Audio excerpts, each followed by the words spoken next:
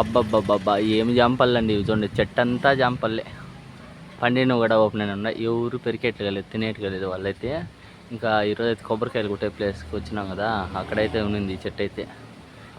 నేనైతే ఇంకేం ఆలోచించలేదన్నమాట, కాయ అయితే పెరగదామని చూస్తాము. అయితే ఈ కాయ బాగుంది మొత్తానికైతే. మా అనీపుల్లో వాళ్ళ అక్క వాళ్ళదే అనమాట చెట్టు అయితే. అనీపు అయితే ఒక కాయ పెట్టుకోరా అని మనమైతే పెరికేసాం. దొంకాయ ఇది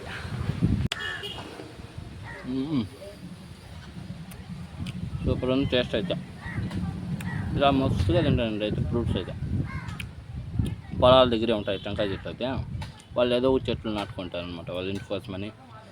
చాలా సార్లు అయితే ఇంటి దగ్గర దింపినప్పుడు అయితే రకరకాలుగా ఫ్రూట్స్ అనమాట, సపోటా అనమాట, కివీ ఫ్రూట్స్ అనమాట.